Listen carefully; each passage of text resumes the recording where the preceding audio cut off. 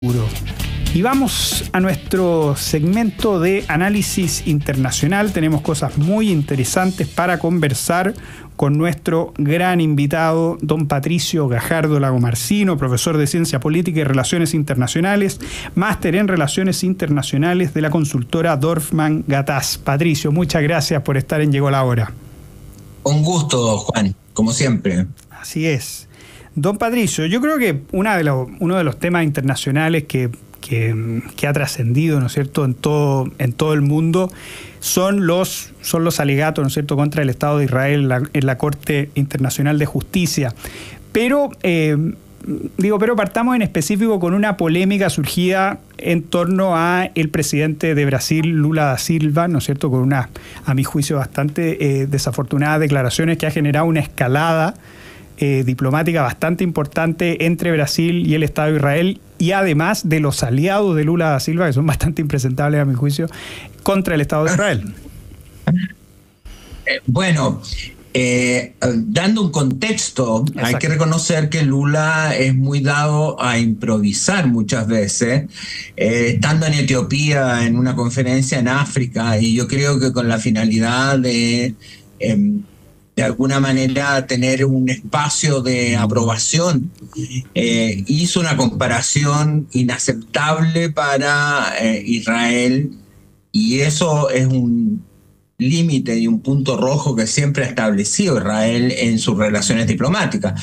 El presidente Luis Ignacio Lula da Silva señaló que el ataque a la Franja de Gaza era un genocidio comparable con lo que hizo Adolf Hitler en la Segunda Guerra Mundial con el pueblo judío.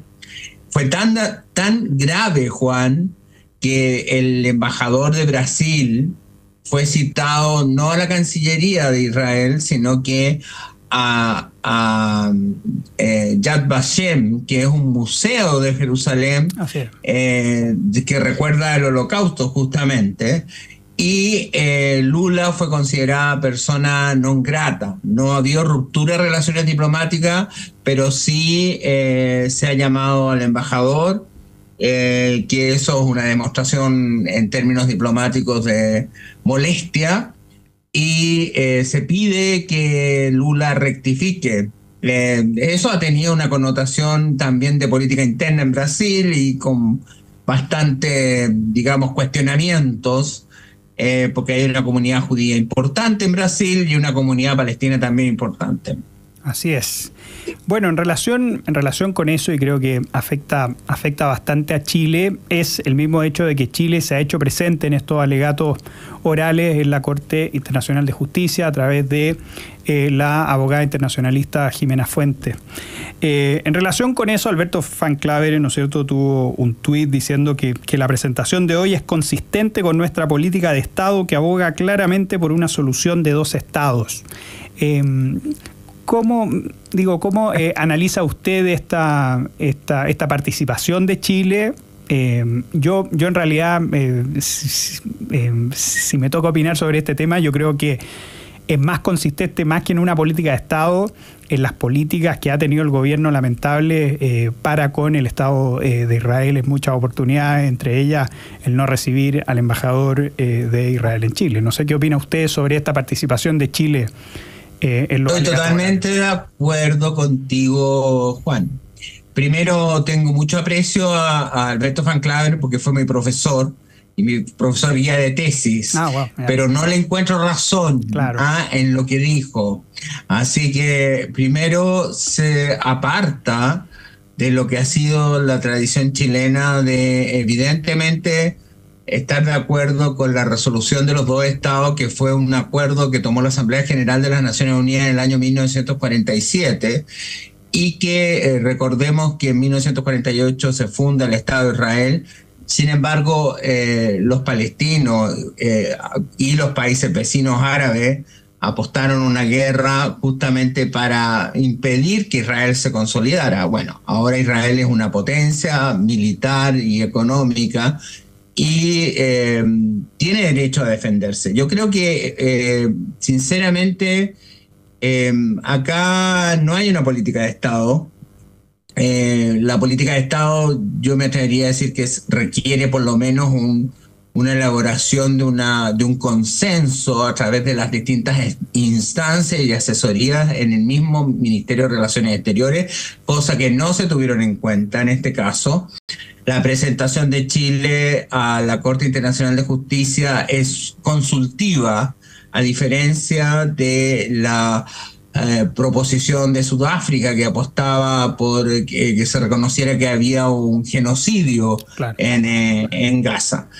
Bueno, la propuesta yo creo que es básicamente una postura que ha demostrado el presidente Boric y el gobierno actual, que es una apuesta de estar a favor de la posición palestina, y por lo tanto no necesariamente refleja, y por eso vuelvo al desacuerdo con mi ex profesor Van Claven, porque efectivamente se aparta de esa política de Estado de estar por una posición de generar dos estados y de lo que podría aportar Chile hipotéticamente en una línea de llegar a un acuerdo de paz en ese sentido.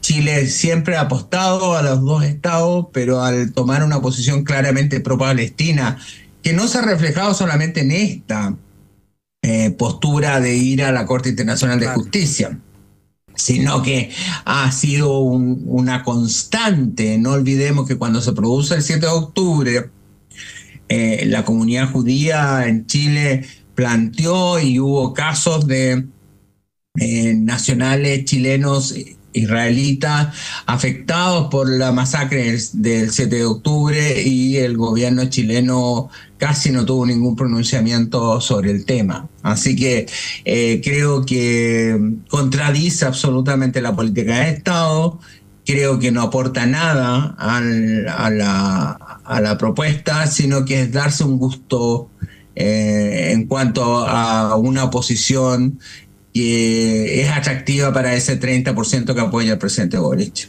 Así es, estamos con don Patricio Gajardo, analista internacional. En relación con eso, don Patricio, lamentablemente se está viendo una constante del gobierno, ¿no es cierto?, en intentar casi reemplazar esta política de Estado en relaciones internacionales con sus posturas partidistas puntuales. Yo creo que eso afecta realmente a las relaciones internacionales que deberían ser una política de Estado para Chile, ¿no?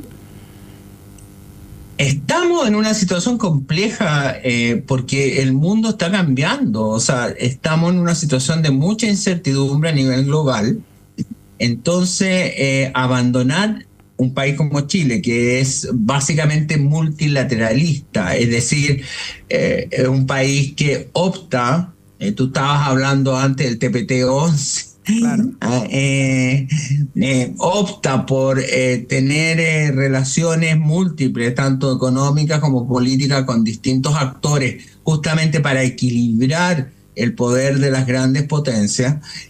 Al alinearse de una u otra manera en una posición o en una línea ideológica, va contra el peso que pueda tener Chile, que es un país que al menos tenía hace unos años un gran prestigio internacional, justamente por ser coherente en tener una postura que defendía y que tenía una línea, digamos, de acuerdo y negociación y de respeto y restricto al derecho internacional.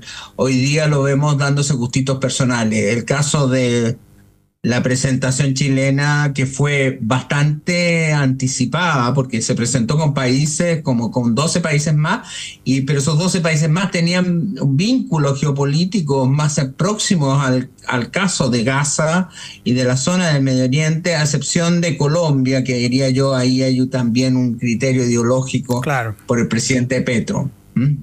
Eso es súper interesante, que al final habían razones geopolíticas por una parte, pero en esto se da una sintonía ideológica que al final absolutamente tampoco justifica mucho. Es decir, ¿cuáles son los otros 12 países en los cuales Chile y Colombia aparecen bien como un poroto en paila marina. Mira, yo no sé si Brasil se anticipó a las declaraciones poco afortunadas de Lula, pero también Brasil participó en esta propuesta, y el resto son países, Marruecos, países vinculados a la región del Medio Oriente, es decir, no países que tienen una posición... el país más sorprendente, te diría yo, fue Sudáfrica, claro, porque Sudáfrica tuvo una postura más dura, ¿no? Incluso no solamente de apostar a una consulta de carácter jurídico, si podíamos encontrarnos frente a una acción contra civiles y que podía significar una posición ajena al derecho internacional e incluso ajena en el caso de guerras afectando a población civil. En el caso de Sudáfrica, que tengo entendido por lo que acabo de ver, no fue aceptado por la Corte Internacional de Justicia. En el caso de Sudáfrica, que apuesta básicamente por que Israel está cometiendo un genocidio, que sería comparable a la frase famosa de Lula que le significó tantos problemas. Exactamente. Y pasando a algo mucho más cercano a Chile, pero que también tiene mucho que ver con las relaciones internacionales, yo creo que la noticia del día ha sido el presunto secuestro, ¿no es cierto?, de Ronald Ojeda, que es un refugiado político venezolano y que habría sido secuestrado presuntamente por el régimen de Nicolás Maduro. ¿Qué opinión le merece esta situación? Es tremendamente grave. Y grave no solamente por un tema, porque tenemos pocos antecedentes de qué es lo que sucedió, pero en términos concretos todo indica de que no es una acción más, no es una acción de narcotraficantes o de organizaciones criminales, porque estamos hablando de un asilado político, y un asilado político del presidente Boric.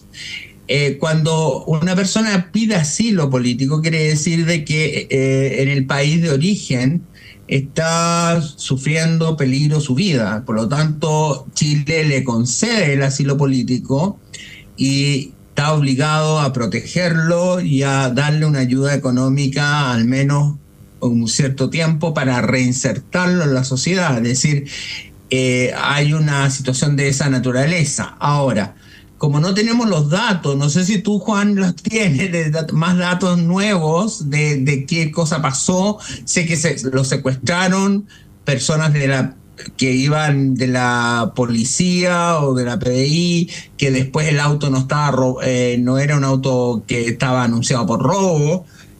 Pero yo tenía aquí unos datos interesantes. A ver, deja que los encuentre. Sí, por favor, avisando por mientras que esto es una noticia en desarrollo todavía y por lo tanto... Sí, es una noticia en desarrollo, sí. Exactamente. Pero mira, habían unos datos interesantes. Espérate, déjame anotarlos, porque básicamente...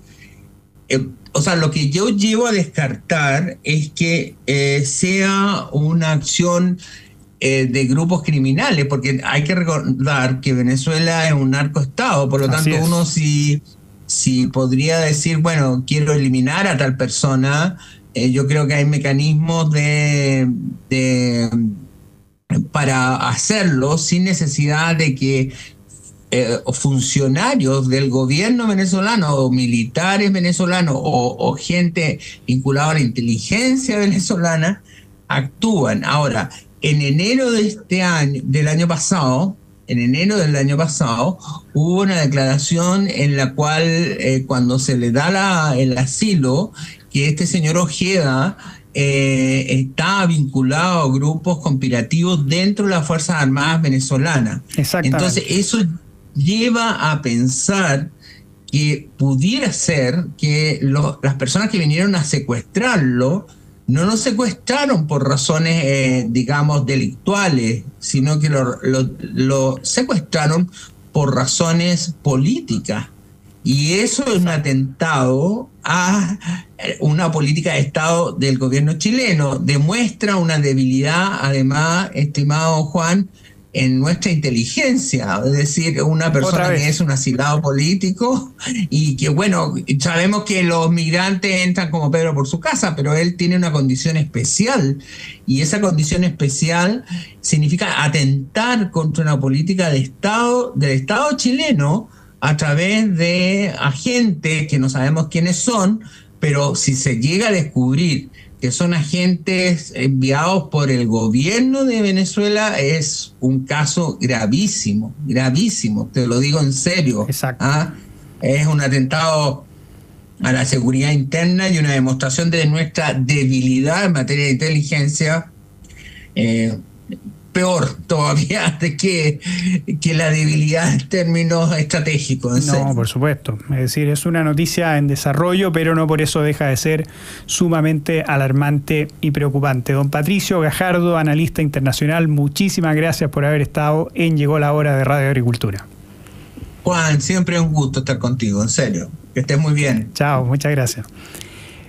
Complementando lo que decía don Patricio Gajardo, ¿no es cierto?, en relación con las declaraciones a finales de enero, estas fueron señaladas por nada más y nada menos que Vladimir Padrino, uno de los jerarcas del narcorrégimen venezolano, y que señalaba y sindicaba a Ronald Ojeda como uno de los implicados en conspiraciones para atentar contra el sistema de gobierno de Maduro. Es decir, era una persona buscada, es una persona buscada por el régimen venezolano y por lo tanto su secuestro resulta ser algo sumamente preocupante que tenemos que tener mucha atención y que como ciudadanía además tenemos que exigirle a nuestras autoridades sobre el destino de Ronald Ojeda. ¿Por qué?